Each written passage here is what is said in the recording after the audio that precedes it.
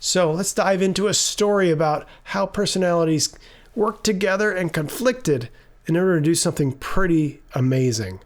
We just now, in 2024, landed one of the first US-made lunar landers on the moon after 50 years.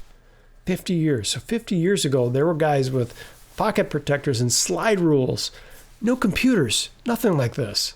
And they put a man on the moon. Lunar modules was the key to landing the man on the moon.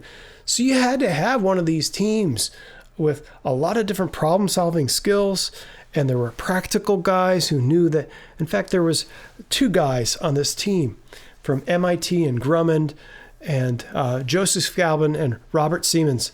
And you can see they got their pocket protectors. I'm not lying. Slide rules. Those old-fashioned glasses that they wore back then. But, they still had personalities back then.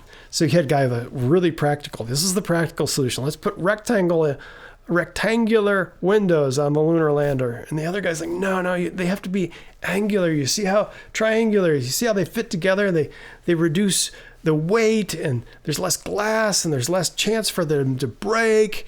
And so there was this big fight, so much to the point where they couldn't move forward.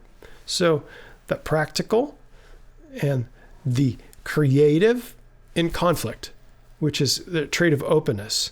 So these guys were in conflict, so much so that the team was breaking down.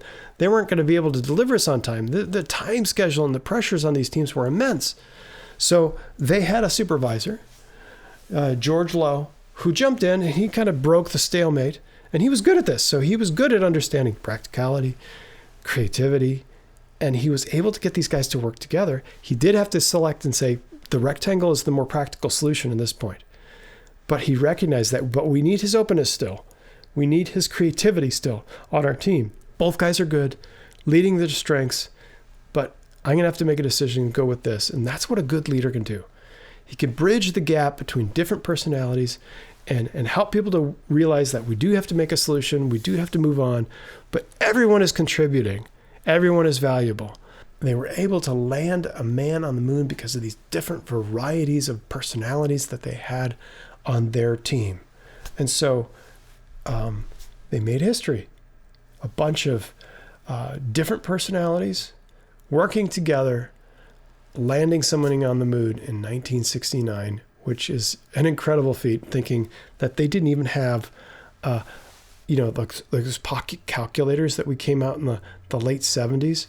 They didn't even have that kind of technology when they put somebody on the moon. Mind-boggling feat of engineering that these guys were able to pull off over 50 years ago. So the power of personality in action. So you guys are going to be able to learn this and assimilate this into your kind of leading style moving forward.